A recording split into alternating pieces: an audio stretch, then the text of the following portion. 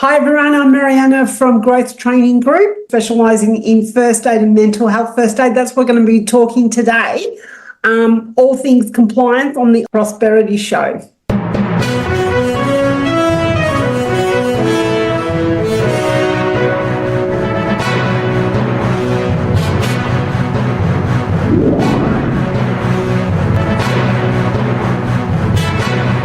Ladies and gentlemen, welcome to yet another exciting episode of the Online Prosperity Show, the number one place where coaches, consultants, leaders, and business owners come to fix real problems that are holding their teams back, and especially the ones that no KPI spreadsheet ever warns you about. I'm your host, Taruvinga, and I'm really excited for what we're about to engage in today. But obviously, if you've ever felt the pressure of keeping your workplace compliant while you're secretly knowing that your people don't really feel cared for or supported or safe, then you're in the right place, my friend, because on this show, this is where we're going to be bringing you the people, the stories, and the strategies that help you build organizations that thrive from the inside out.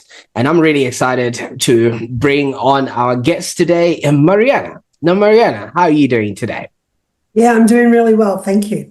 Absolutely. Now, Marianna Barba is the director of Growth Training Group, and she's an accredited mental health, a first aid instructor, a first aid trainer, and one of the only people I know who can walk into a room and suddenly everyone is a mini first aid demo without even planning it. So we're going to be learning a thing or two about what to do as a first responder or not, or the things that have actually made part of her journey. And honestly, if compliance had a personality and maybe a beating heart, I think it would be our guest today. So I'm really, really excited because we're going to be bridging the the gap between just ticking boxes and actually caring for people. And the journey we're going to be talking about today is one that stems from business development boardrooms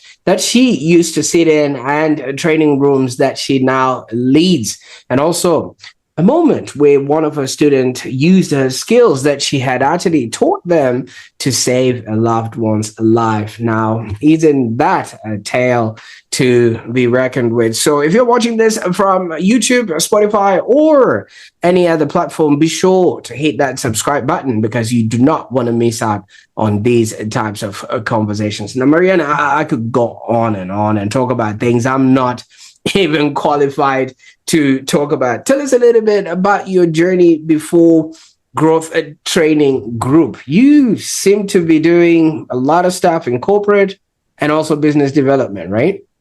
Absolutely. Well, do you know what I mean? I've worked for some really amazing organisations. My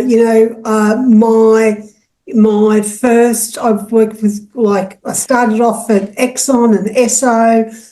People don't probably remember some of these brands, but they were really strong brands a long time ago.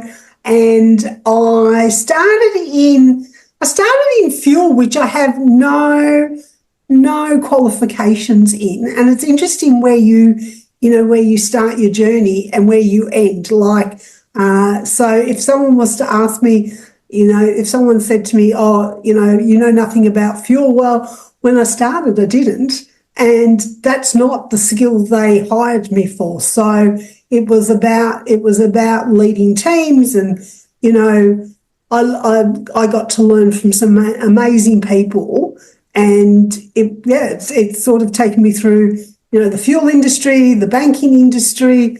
So I've been really fortunate, and then decided that it was time to do it for myself. So, and sometimes opportunities come to you when you least expect it, and you've got to have the faith to take that leap and just do it. So, and that's I suppose what started my journey from being, very senior in corporate to then saying, it's time for me to do it for myself rather for other people. So that's where my journey as my own business started.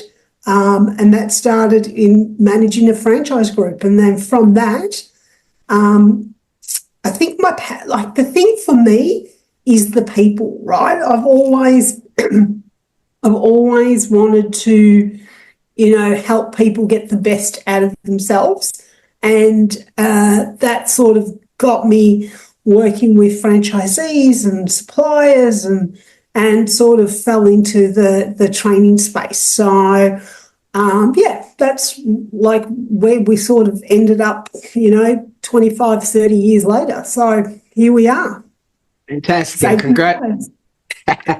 Thank you so much for taking us through that. I mean, fuel, banking, these are the kind of industries that run a nation. You know what I mean? Fuel powers the the whole industry, and banking makes sure that, all transactions are made, looked after. Now, I mean, obviously, as you would have been growing up, I don't think any of these industries were part of what you wanted to do, considering, like you said, you went into it and sort of qualified and things like that. What was the aspiration? What did you want to be when you were growing up? It's actually quite funny. I wanted to be a teacher. I wanted to be a teacher, and I made a promise to my parents that I would just start this job while I'm waiting. Back then you had to wait a year to do your dip ed. And I said, look, I'll go do this and then I'll do my teaching masters. But I sort of fell in love with it and never went back. So it was built on the back of a broken promise to be teaching. But isn't it ironical that I'm back teaching? It just dawned on me. I've just gone full circle to what I originally, just took me a really long time to get there. But I'm doing what I wanted to do in the beginning. So I just took a really convoluted road to that journey. Absolutely. That's one very long year. It takes 25 years for 1 year to come back to teaching full circle and things of that nature. But you did say this sort of stemmed off of a promise. Was there an expectation for you to at least be or do or have something within the family ranks? No, not really. I'm first generation Australian. So I am, I've been raised around, I've got really strong work ethic. You get in there, you get the job. If someone's got a problem, you just help them through it. I could tell you some really interesting stories about how families come together, to when they move countries, new culture, all of that. And, families are glues of our communities, right? So in one way, I think I'm actually quite blessed in that way because, it gave me a really strong work ethic. Like I like work. Like I don't run away from work. So the busier I am, the happier I am. But don't tell anyone. Well, this is being recorded, Marianna. So whatever you're gonna say can and will be used against you on TikTok. So Okay, we'll think about that one. Absolutely. No. I mean, obviously, with that sort of frame of reference, like you obviously love work and things of that nature. But was there, some cultures or some families would have an expectation or some sort of cultural you would have to do, or some sort of career that was a requirement, whether not from the immediate family, but maybe onlookers that we think are watching? Look, I don't think so. I think, there was an expectation that we would do better than our parents, because our parents didn't have much. So they poured resources into us and supported us through, really strong education. And their expectation was that we would, that we wouldn't take for granted this opportunity that they were given, right? All the sacrifices that they made, it wasn't in vain. So I think that is fundamentally what sort of drives me at the end of the day, is that, you know, a lot of people have made a lot of sacrifices for where we are today, and I'm actually quite grateful for it. So, but you know, so there's none of that pressure, but to be the best that you could be and find your space, whatever that might be. Absolutely. So you obviously, in the fuel and the banking sort of industry, you were in corporate training, business development. What was the moment when you actually realized that, hang on, there's a lot of compliance that's happening within these corners, but nobody really cares? Yeah, you know, when you're in both the fuel and the banking sector, a lot of compliance, right? A lot of compliance. Like, you know, there's regulators here, regulators there, and obviously organisations like that have lots of infrastructure to support that. Right. When I came out of that, and I was the rebel in corporate saying, this is ridiculous, you know, all this training, all this compliance, it's just over the top. When I moved into my own business and I didn't have that, it actually was the reverse of it. I found the security that comes with compliance, right? And the importance of it. So I wanted to take that message out to business owners to take that pressure off their plate.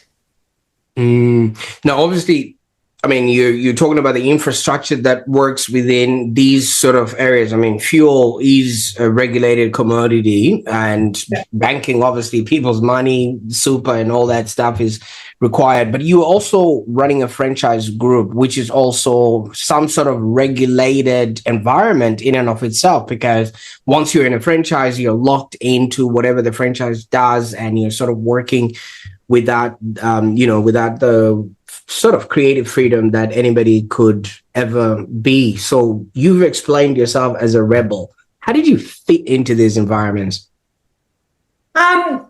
When you don't have that security, because I was running a franchise group, when you don't have it, you actually understand the importance of it, right? And so not having it, and I had to build it from scratch, I understood the value of it.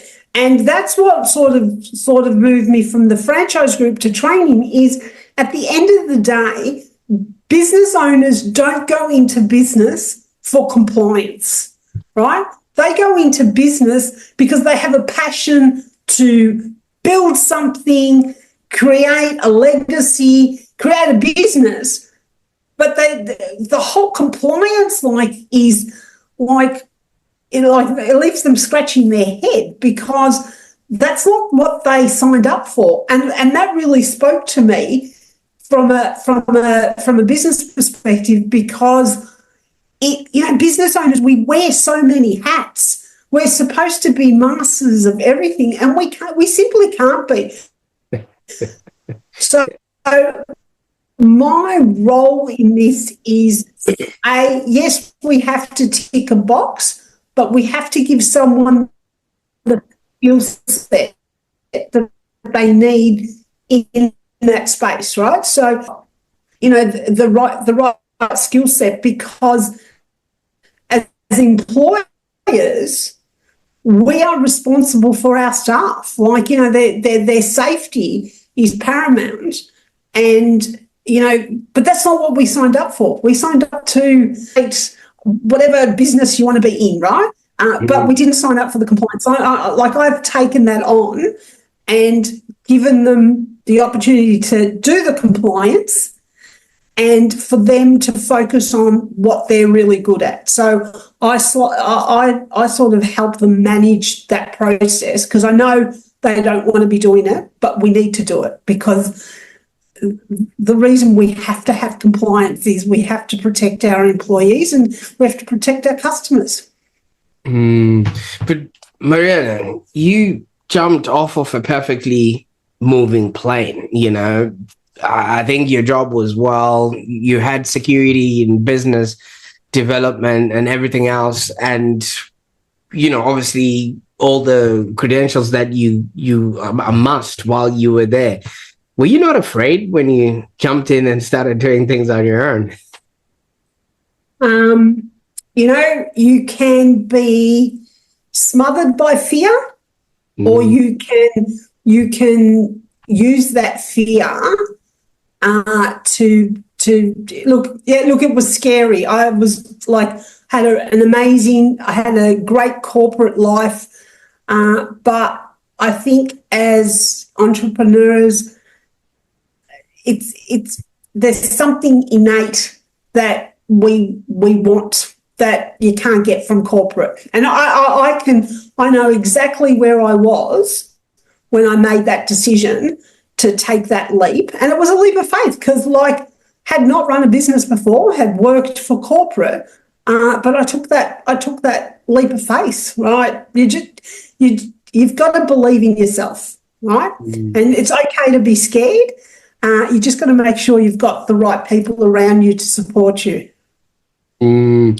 Fantastic. You see, the thing about corporate is you walk in, the floor is clean, your computer is updated with all the latest software, even the stapler has staples, and the coffee machine has the coffee beans in it because somebody has done that.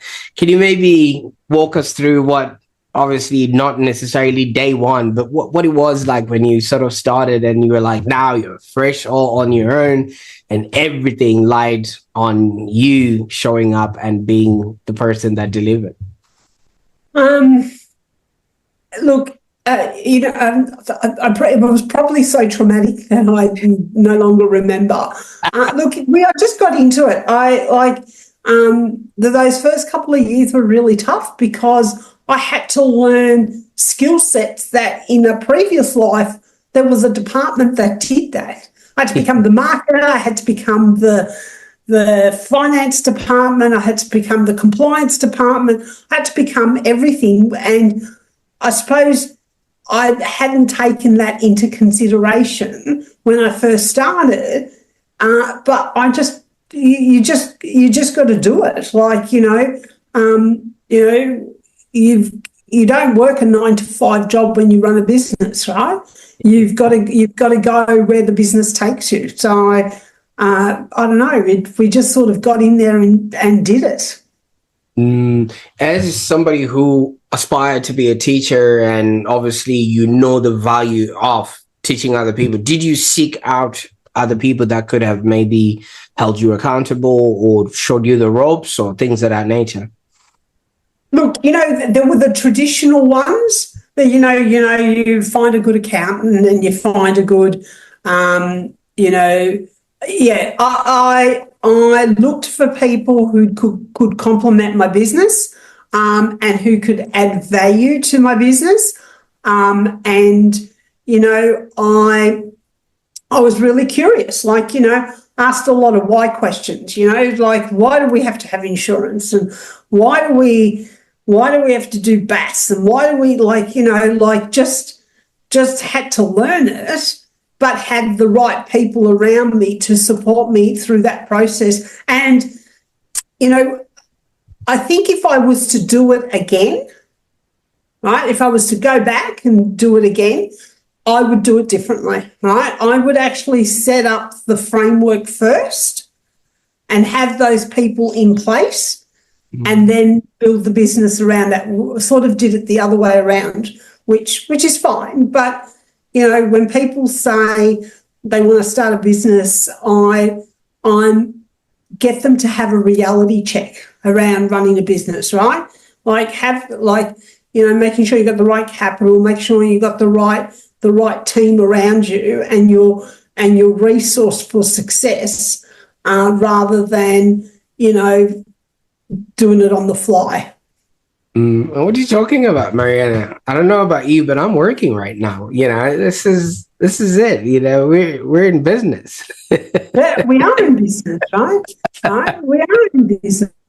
Absolutely. Right? Great. So you obviously did say these, certain things that need to be put in place. Now, many people would feel like having maybe a first aid certification or mental first aid, mental health first aid is just yet another compliance request. Like you keep, sort of referring to. Why should anybody care beyond the certificate, of getting this? Because it makes a huge difference to that person. So if you look at it from a compliance perspective, you're just ticking a box, right? But I want you to think a little bit bigger than that, right? And that's when I'm talking to employers, is what is the impact of not giving your team the skill set to manage a situation? Okay, so what is the real cost, right? What is the real cost of not providing first aid? So it's fine until something happens.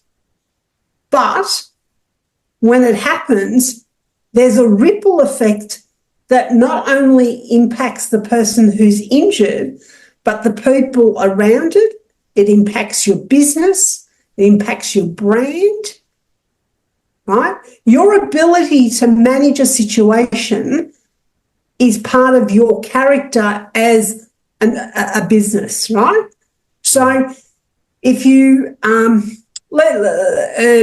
one of my first customers that I got called up for was a cafe. And you would say, and the cafe called me because they had an incident where a customer was choking on something, and none of their staff were trained. Okay? None of their staff, right? None of their staff were trained. So you had a situation where one of your customers was choking. You had staff running around panicking, right? Not knowing what to do, who to call, didn't know where the first aid kit was. You had customers watching this happen around them, right? So the person's fine, they call the ambulance, it's okay.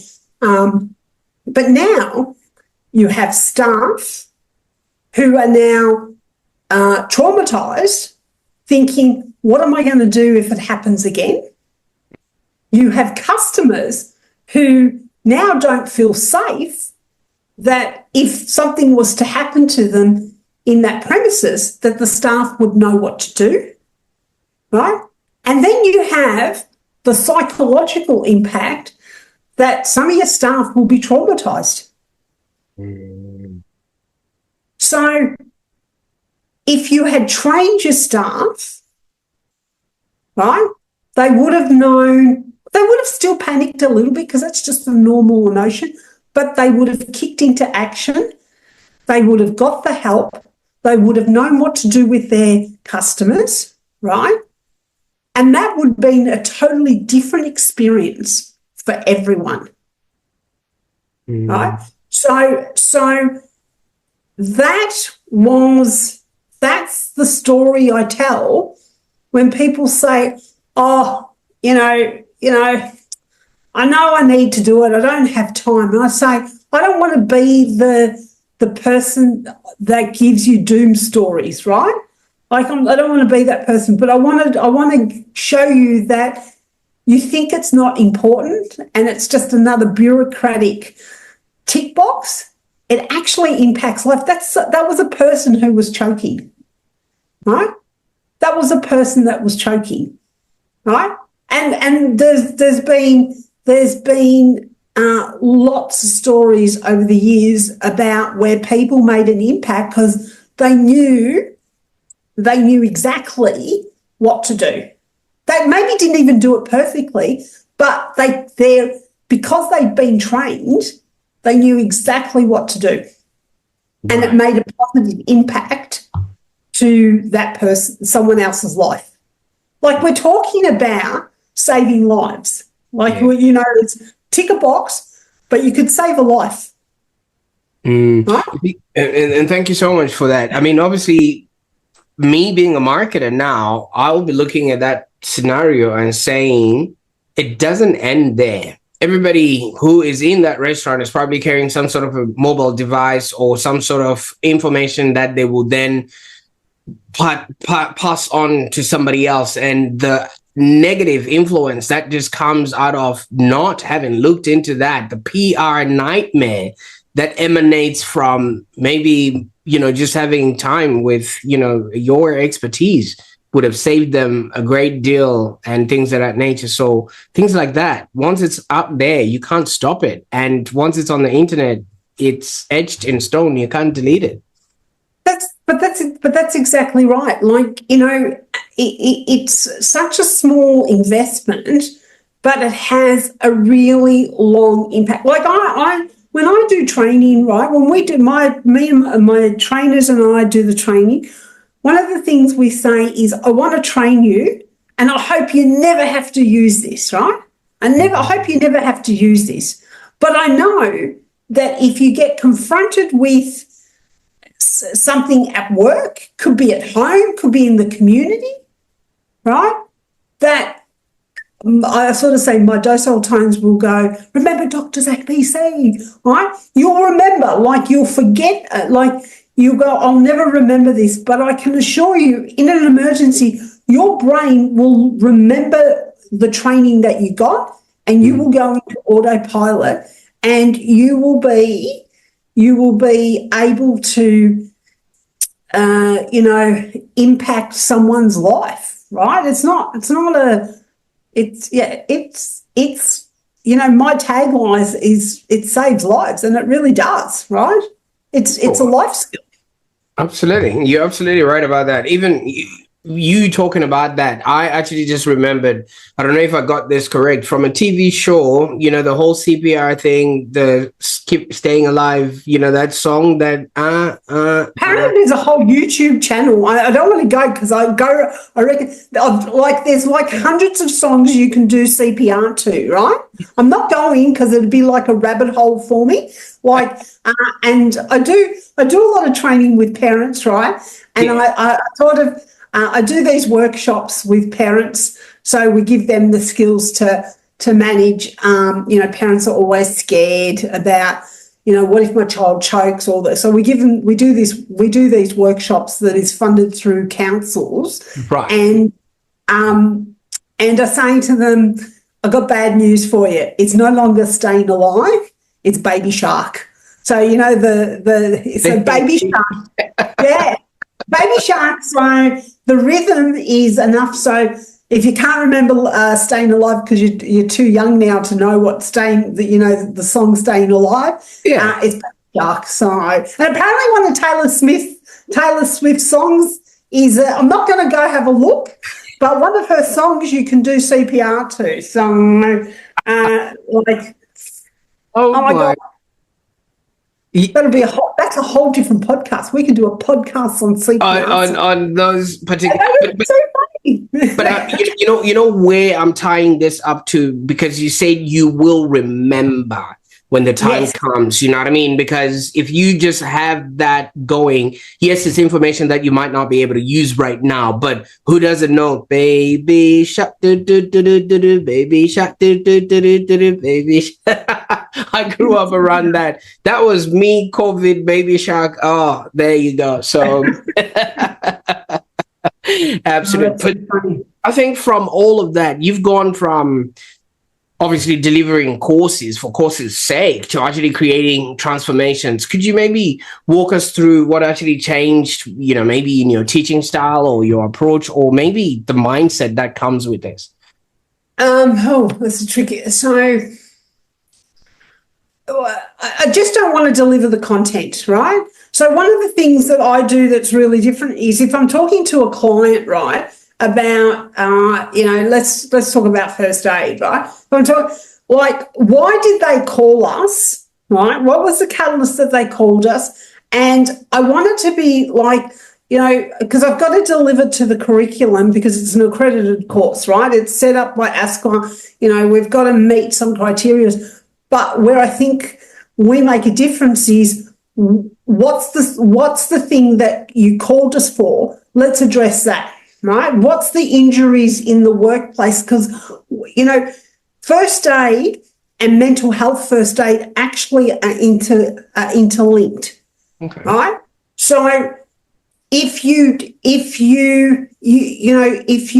manage both situations, you're actually empowering your teams to know, like, to feel safer at work, right? That I have an employer that's willing to invest in this. So my role as the founder of this business is to help employers understand the why, right? What is, like, yes, we will tick a box. That's important, right? We'll tick that box, but there's other whys, right? So the penny drop that I can make a difference by, showing employers and organisations the value behind this for the holistic health of their teams, right?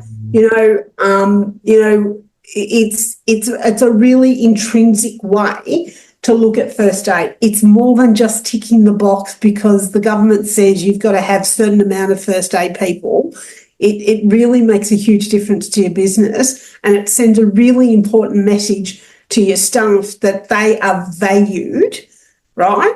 And that you're willing to teach them skills that we hope they'll never have to apply, but they have that in their toolbox if they ever need to use it at work, at home, in the community.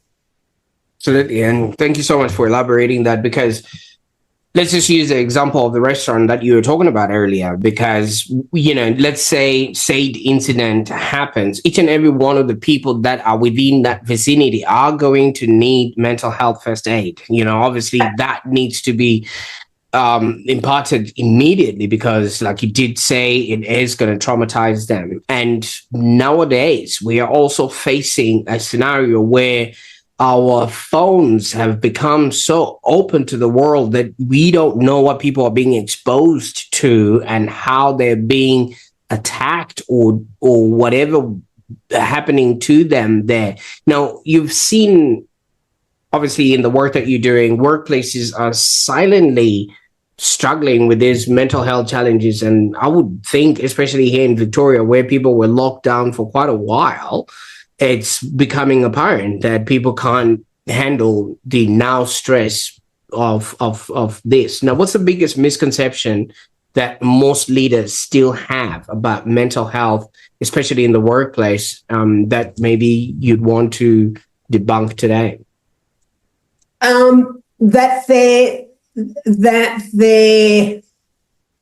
That their performance issues are not about performance. It's that people are struggling with potentially some mental health issues that show up in the workplace. And let me give you an example. The person that doesn't turn up to work, it's not because they don't want to come to work. They actually mentally and physically can't get out of bed, right? And this conversation starts in their head to say, I'll miss today, and that was easy. And then tomorrow I don't go into work and no one called me. And then, so there's this, again, in the same way that first aid ripples through an organisation, so does mental health and being able to provide mental health first aid. Mental health first aid is about connecting with people and giving people the confidence that when someone says they're not okay, how do you handle it, right? And it's not rocket science. You just got to listen to the person, right? So, when someone comes up, we have all this, in my training I talk about, we have all this language that we use. So you and I will pass each other in the corridor and I will say, Prosper, how are you going? And keep walking. I don't actually give you an opportunity for you to say, actually, I'm not, just stop because you wanted to talk. And if you say to me, oh, actually, I'm not good, I don't actually know how to respond. So if we train our staff, I can have that conversation with you, right? Right? And I can give you access to resources where you can go get help, right? No employer wants to have unhealthy people, whether physically or psychologically. And mental health is the same as if I break a leg.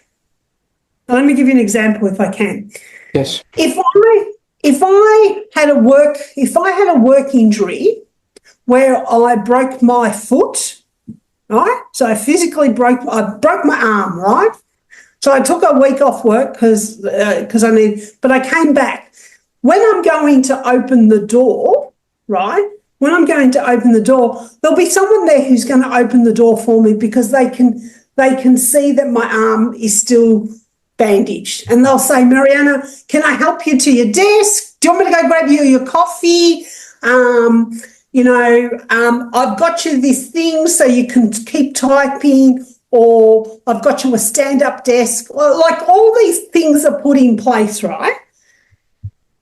If I tell you that I have a mental illness, like a diagnosed illness, I'm going to avoid you like the plague, right? I actually want people to know that mental illness is actually quite common.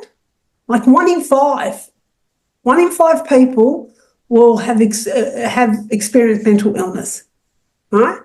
And if we handle it if we're able to teach our staff how to have these conversations, we can actually prevent it or reduce it. It's really powerful stuff. Like, little things that we do in the organisation has a huge impact, right? Remember, people want to be connected and valued. And that's what happens in the mental health space. It's when, and the pressure that we're all under financial pressure, and some people are more resilient to it and some people are not. So it will manifest differently for different people, but some initial conversations could make a huge difference to someone's, same as first aid, right? Have a huge impact on their life. Just stop. We want to teach people in mental health first aid is stop and actually listen to people when they're talking to you. Just don't, when we say, oh, we're busy, right? Ask the next question. Is there anything I can do? Right? Tell me more. And people need an opportunity to walk through it. That's all. Now, Marianna, let's put this into a reference point where people can actually see. What's worse, telling somebody you've got a mental health problem or coughing during COVID? Ooh. What's worse for the person or the everyone around? That's the people around them. Like with the way I think it'd be worse. I think it'd be worse if you said you had a mental illness. But I actually say it's if you get diagnosed with a mental illness, that's actually really good, because that means you're actually getting help, right? If you don't get help, it's just going to get worse, and people are afraid to say that they're struggling. Right? They mask it. That person who's aggressive in the workplace is probably got some stuff happening that they're not coping with, and that's how it manifests in the workplace. Right?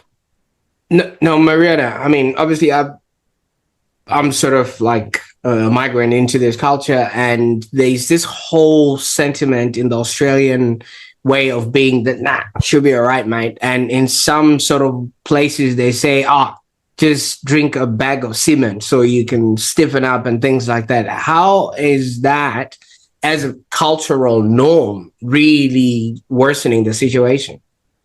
So do you remember before COVID, There used to be some medication that said just soldier on, right? Yeah. I think now the culture's changed. I think Okay. it's actually we actually don't want people to soldier on. We want people to get help where they need to get help. And being martyrs doesn't, being a martyr at work, it doesn't help anyone. Because it potentially is masking someone who's really struggling, but they're trying to overwork to compensate.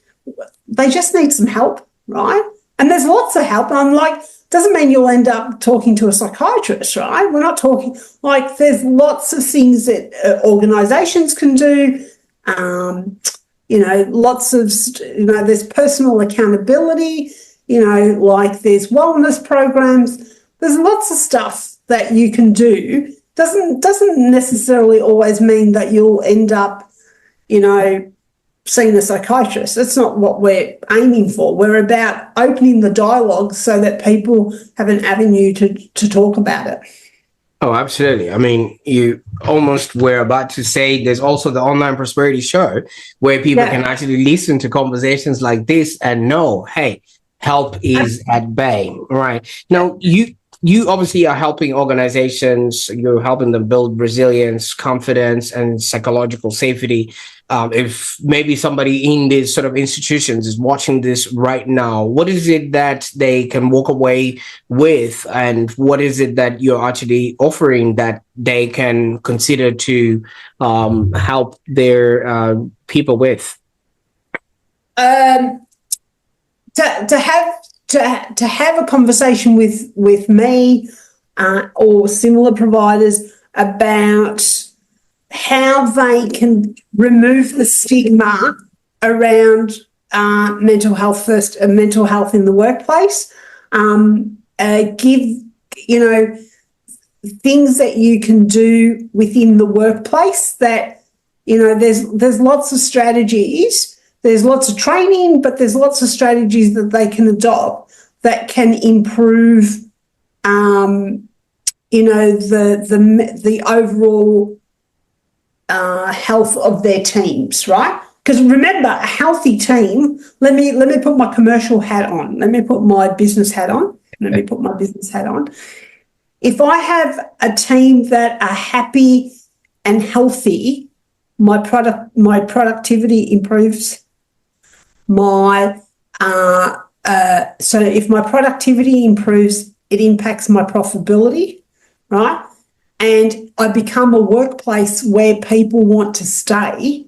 So my brand reputation, right? If I have a toxic workplace, there's a brand component to it, has a productivity cost to it. So as business owners, we need to deal with this. We need to talk about it. Oh, absolutely. And especially in today's age where if something gets online, people could automatically cancel you or boycott your business or, you know what I mean? Things like that. It's such a small investment when the stakes could be potentially quite high. Do you know what I mean? So yes, you'll tick a box, but it's not about the box. It's about the impact. Absolutely. Now, I mean, obviously, where can people go to on the internet, Marianna, so that they can see your offerings and maybe connect with you and ask a few questions before they fully engage? Sure, absolutely. So it's growthtraininggroup.com.au. That is our website. It has lots of resources, lots of courses on there. Reach out to me, and there's the ability to have a strategy meeting with me to understand what's happening in your business and how we can potentially help. Absolutely. And thank you so much for giving us all this information. Now, Baby Shark is stuck in my head. I don't know what. Sorry. No, we're both going to go on the YouTube channel and look up all the CPR songs, eh?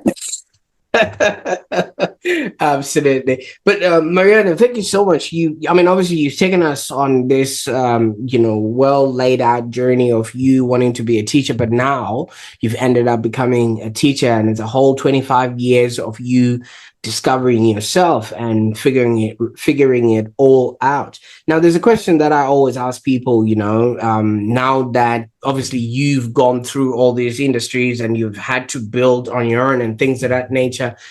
With the advent of AI coming into everything that we're doing today, how are you taking it? Is it friend or is it foe?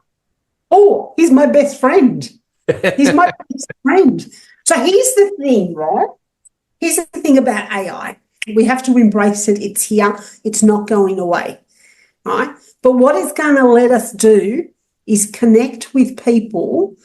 It's going to give us more time, and it'll allow us to actually connect in real time with people, right? So I say embrace it, right? Embrace it. It's my best friend, and it will increase our productivity and give us back time that we lost, So like it's not going to take over the world. It's going to make us better human beings, which is weird because it's artificial intelligence, but it's going to allow us to reconnect with people, not being tied down with processes and data and all of that. So embrace it. Absolutely. And I kind of feel like it really alleviates a lot of the mental health that is happening, because people can actually articulate whatever it is that they want and keep asking the questions. But what I'm afraid of, though, is people that are writing songs using AI. What if they write a song that cannot be used for CPR, Marianna? I know. I know. Now I'm shattered. And Absolutely. What if we go and write some more songs More songs. Great. So, now, Marianna, I can't thank you enough for the time that you spend with us on the call today. I mean, your life story and your experience and what it is that you're doing to people. You are single-handedly giving people back their life. And not a lot of people can say that in a physical and visceral type of way. So thank you so much. No, thank you. I really enjoyed it. So I hope your audience got a lot out of it. Thank you.